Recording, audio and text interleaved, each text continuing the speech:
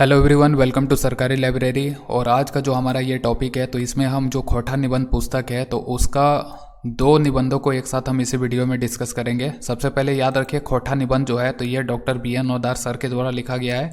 इसमें कितना निबंध है तो इस पूरे पुस्तक में जो है टोटल 12 निबंध है। ठीक है, 12 निबंध है और इसमें से हमने 9 निबंध तक हमने पहले ही वीडियो बना लिया है और उसको आप देख सकते हैं। इसी वीडियो का डिस्क्रिप्शन में आपको पूरा प्लेलिस्ट झारखंड भाषा एवं साहित्य का मिल जाएगा, तो वहाँ पे डिस्क्रिप्शन में चेक करें, पूरा प्लेलिस्ट बना हुआ है अलग से खोटा भाषा एवं साहित्य का, तो वहाँ पे देख सकते हैं। अभी तक खोटा भाषा एवं साहित्य का पूरा सिलेबस के अकॉर्डिंग 30 वीडियो अपलोड हो चुका है। ठीक है, तो सारा वीडियो पूरा सिक्वेंस में है, सिलेबस के अकॉर्डिंग है और उसी के अकॉर्डिंग जो है आगे भी वीडियो आएगा और इसी प्लेलिस्ट में सब चीज़ होगा। तो प्लेलिस्ट में जाएं, वहाँ से खोटा भाषा एवं साहित्य को पूरा देख सकते हैं।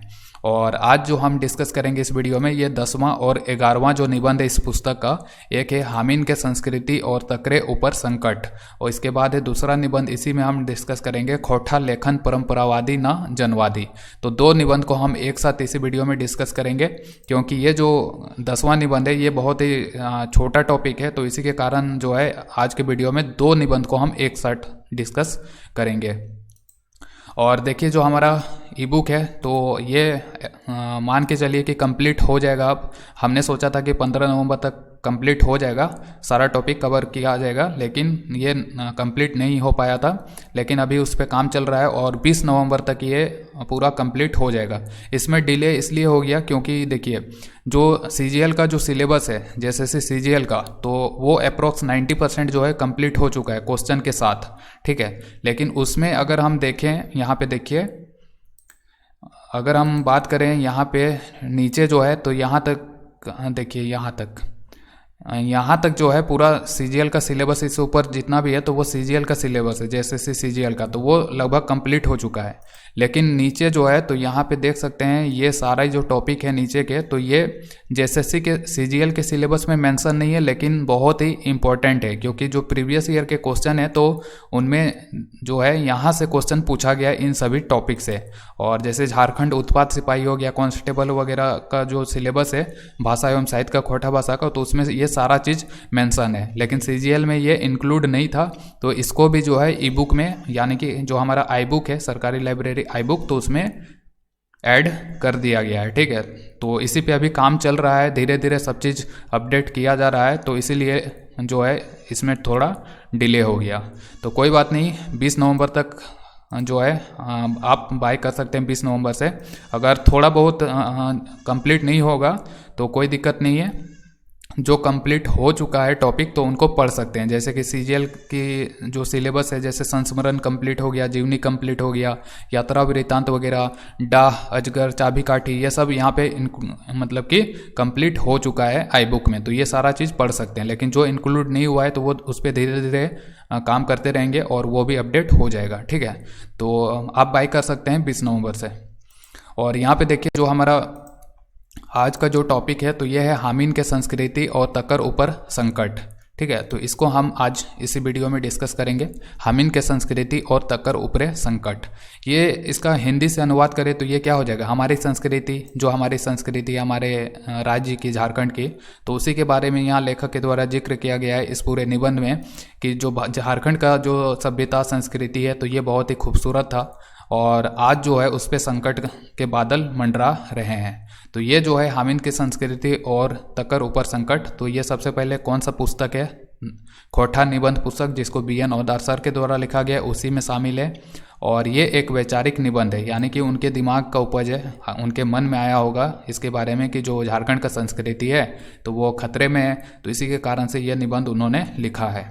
इसमें उन्होंने बहुत सारे, मतलब यहाँ पे जिक्र किया गया इस निबंध में कि झारखंड जो है बहुत खूबसूरत है, लेकिन इतना खूबसूरत होने के बावजूद जो यहाँ के जो लोग हैं तो वो आज जो झारखंड का संस्कृति है तो उसको बचा नहीं रहे हैं, बल्कि उसको नष्ट कर रहे हैं। अपने जो झारखंड की संस्कृति है तो उसको बहुत ही तुच्छ नज़र से मानते हैं, एकदम बेकार समझते हैं। और जो बाहर का संस्कृति है, जैसे कि दूसरे राज्यों का संस्कृति, मुंबई वगैरह का संस्कृति या विदेशों का संस्कृति, तो उसको बहुत ऊंचा दर्जा का संस्कृति मानते हैं। लेकिन अपने यहाँ का जो संस्कृति है तो झारखंडी संस्कृति से मतलब कि लोग घृणा करने लगे हैं आज के लोग। तो उसी के बारे में यहाँ पे लेखक के द्वारा पूरा वर्णन किया गया है कि झारखंड बहुत ही खूबसूरत है, नदी झरना वगैरह सब चीज़ है यहाँ पे, लेकिन खूबसूरती होने के बावजूद जो यहाँ के लोग हैं तो वो झारखंड को तुच्छ नज़र से देखते हैं, घृणा की दृष्टि से देखते हैं। और ऐसा जो संस्कृति जो है झारखंड में, तो उसको बचाने का ज़रूरत है, क्योंकि उसके ऊपर संकट है तो उसको बचाने का ज़रूरत है। इसी के बारे में पूरा जिक्र किया गया है यहाँ पे।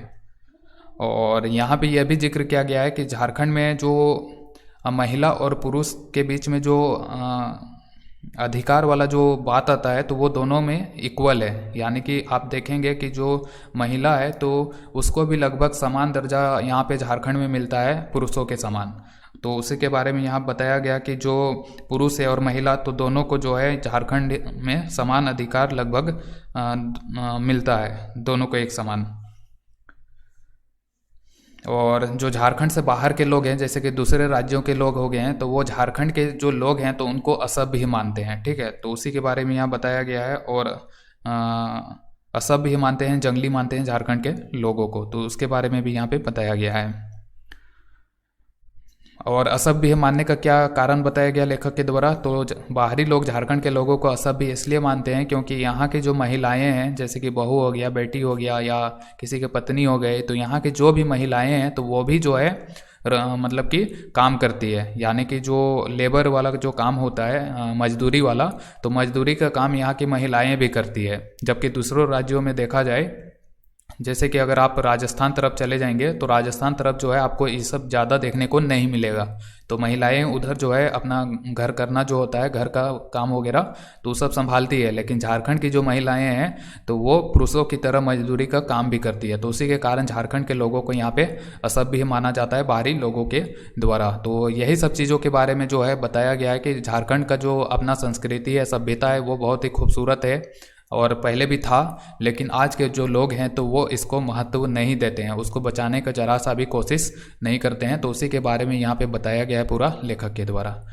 तो यहाँ से जो इस टॉपिक से जितना भी सारा क्वेश्चन है तो वो पूरा आई बुक में इंक्लूड कर दिया है। तो ये क्वेश्चन वगैरह सॉल्व करेंगे तो जो भी डाउट है तो सारा क्लियर हो जाएगा। ठीक है, और चलिए अगला टॉपिक हम देखते हैं। अगला जो टॉपिक है हमारा तो वो है खोटा लेखन परंपरावादी ना जनवादी। ठीक है, तो खोटा लेखन जो है तो वो परंपरावादी है या जनवादी, तो उसी के बारे में यहाँ पे पूरा लेखक के द्वारा बताया गया है। तो ये एक समीक्षात्मक वैचारिक निबंध है, यानी कि लेखक के दिमाग यानी कि विचारों में आया था इस निबंध के बारे में, और उसी का समीक्षा यहाँ पे किया गया लेखक के द्वारा कि झारखंड में जो खोटा जैसे भाषा एवं साहित्य जिसके जितने भी लेखक हैं तो उनके द्वारा जो भी लेखन कार्य किया जाता है झारखंड में खोटा भाषा से, तो वो कौन सा टॉपिक पे ज़्यादा लिखते हैं। जैसे कि परंपरा से जो चला आ रहा है, जैसे कि महाभारत वाला, जैसे कि एक झारखंड में ये जो उद्भासल कर्ण है। ठीक है, तो उद्भासल कर्ण जो है ये परंपरा को देखते हुए लिखा गया है, यानी कि महाभारत का जो भी युद्ध वगैरह है तो उसी के बारे में लिखा गया है उद्भासल कर्ण में, कर्ण के बारे में। तो उस टाइप का जो लिखा जाता है ना कि मतलब कि बहुत पहले कोई घटना हो चुका है और उसका आज का वास्तविकता से, आज का जीवन से कोई भी मतलब कि संबंध ही नहीं है, तो उस टाइप का परंपरावादी जो लेखन है तो उसके बारे में यहाँ पे लेखक के द्वारा बताया गया है। और जनवादी यानी कि आज जो भी घटनाक्रम है कि आज का जो जीवन है तो उस पर जो समस्याओं को लिखा जाता है तो उसी को जनवादी यहाँ पे कहा गया है। यानी कि लोगों के बीच में जो भी घटनाक्रम वगैरह होता है तो उसको रिलेट करके जो लिखा जाता है तो उसको यहाँ पे जनवादी कहा गया है। और परंपरावादी कौन हो गया, जैसे कि जो बहुत पहले घटना कुछ घटित हो गया है जो कि बिल्कुल काल्पनिक सा प्रतीत होता है तो उनको परंपरावादी कहा गया है। जैसे महाभारत, रामायण आपने देखा होगा टीवी वगैरह में, तो उसमें तीर चलाते हैं तो कितना बड़ा सा एकदम विस्फोट होता है। तो उस टाइप का जो मतलब कि आज का दुनिया से कोई वास्तविकता उस टाइप का है नहीं, तो उन्हीं को परंपरावादी कहा गया है। तो खोटा भाषा में भी लिखा गया है परंपरावादी साहित्य के रूप में, और जनवादी जो है मतलब कि लोगों की समस्याओं के बारे में भी लिखा गया है। तो उसी के बारे में यहाँ पे लेखक के बारे में पूरा विस्तार में वर्णन किया गया है। तो ये याद रखिए कि खोटा लेखन परंपरावादी या जनवादी जो है तो ये कौन सा निबंध में है, तो ये मतलब कि कौन सा बुक में है, तो खोटा निबंध बुक, जिसको किसने लिखा है, तो ये इधर गया, ये खोटा निबंध बुक में ही है और इसको भी लिखा है डॉक्टर BN ओदार सर के द्वारा लिखा गया है। और ये जो खोटा लेखन परंपरावादी न जनवादी जो है, तो सबसे पहले इसके बारे में मतलब कि एक बोकारो जो डिस्ट्रिक्ट है, बोकारो ज़िला, तो वहीं पे जो है जो गरगा नदी है, गरगा नदी जो कि दामोदर की सहायक नदी है, ठीक है, तो गरगा नदी के किनारे ही बोकारो खोटा कमेटी के द्वारा जो है एक वनभोज का आयोजन किया गया था। वनभोज, इसी को खोटा भाषा में पुसालू कहा जाता है। यहाँ पे जो पुसालू शब्द देख रहे हैं, तो वनभोज यानी कि जो हम पिकनिक मनाने जाते हैं ना नया साल में, जैसे कि 1 जनवरी आने वाला है, तो 1 जनवरी को हम नया साल मनाने जाते हैं, तो जंगल में ही खाना वगैरह बनाते हैं हम, जहाँ पे हम घूमने जाते हैं तो वहीं पे पकवान वगैरह बनाया जाता है, खाते हैं, पूरा मौज मस्ती करते हैं, फिर अपने घर को वापस आ जाते हैं। तो वही उसी को मतलब कि पिकनिक जो है तो उसको हम अंग्रेजी से कह देते हैं और वनभोज हो जाएगा हिंदी से। तो बोकारो खोटा कमेटी के द्वारा गरगा नदी के किनारे ही जो है वनभोज का आयोजन किया गया था।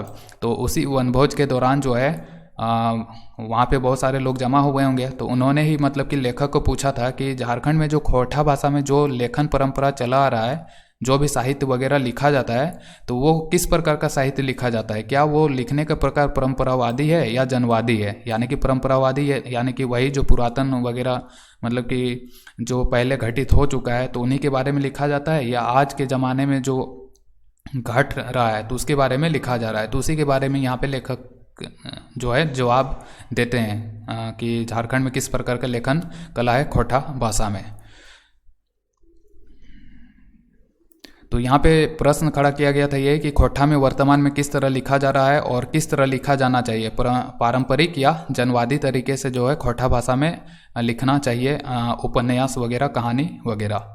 परंपरावादी का मतलब क्या है, तो ये सिर्फ मनोरंजन के लिए होता है, इनका जो है वास्तविकता से कोई मतलब नहीं होता है। जैसे कि महाभारत वगैरह जो है, रामायण वगैरह, तो ये क्या है, तो ये मनोरंजन के लिए है।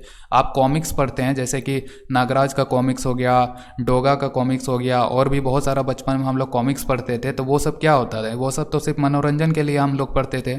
उसका वास्तविक जो हमारे जीवन में जो मतलब कि कोई उपयोग है कुछ भी नहीं है, बस हम ऐसे ही पढ़ लेते हैं। शक्तिमान हो गया जैसे कि, तो ये सब सिर्फ मनोरंजन के लिए। तो ये जो मनोरंजन वाला जो साहित्य होता है तो उसी को यहाँ पे परंपरावादी साहित्य कहा गया लेखक के द्वारा। और जनवादी लेखक मतलब कि लेखक चाहते हैं कि झारखंड में जो खोटा भाषा में जितना भी साहित्य लिखा जाता है तो वो परंपरावादी साहित्य नहीं होना चाहिए, यानी कि सिर्फ मनोरंजन के लिए नहीं होना चाहिए, बल्कि ये जनवादी होना चाहिए, यानी कि लोगों की समस्याओं के बारे में लिखना चाहिए, ताकि लोग जो है लोगों के बीच में किसी घटना को लेकर आज जो समस्याएं वगैरह जो भी हमारे समक्ष है, हमारे बीच हैं, तो उनको उजागर करना चाहिए साहित्य के माध्यम से। तो ये लेखक कहते हैं कि खोटा लेखन जो होना चाहिए तो वो जनवादी होना चाहिए, लेकिन यानी कि लोगों की समस्याओं के बारे में लिखा जाना चाहिए।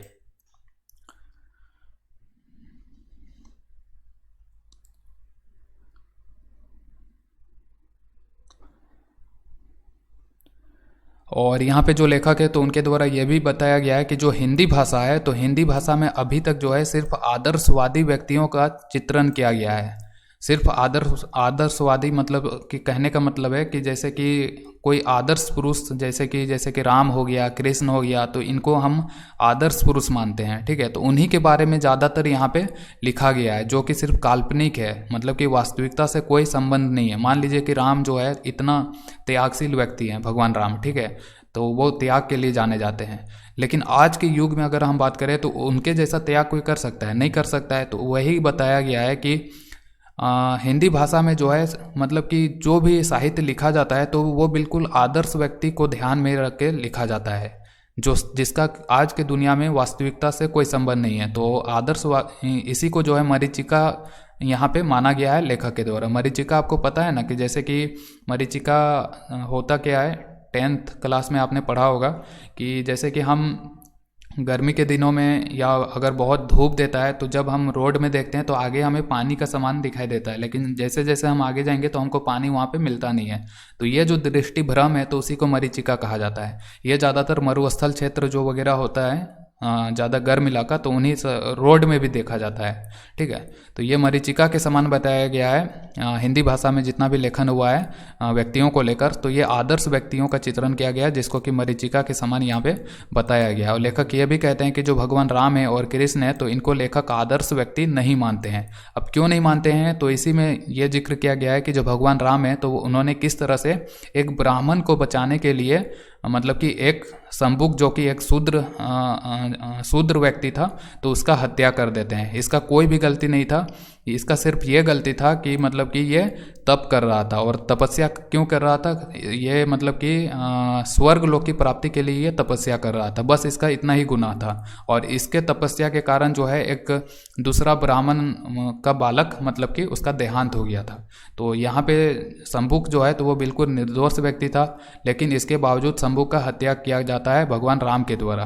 तो इसी के कारण राम और कृष्ण जो है तो उनको आदर्श व्यक्ति जो है यहाँ पे लेखक बिल्कुल नहीं मानते हैं। और यहाँ पे लेखक के द्वारा मार्क्सवाद विचारधारा का जिक्र किया गया है कि आज के दुनिया में मार्क्सवाद विचारधारा जो है तो उसी का बोलबाला है।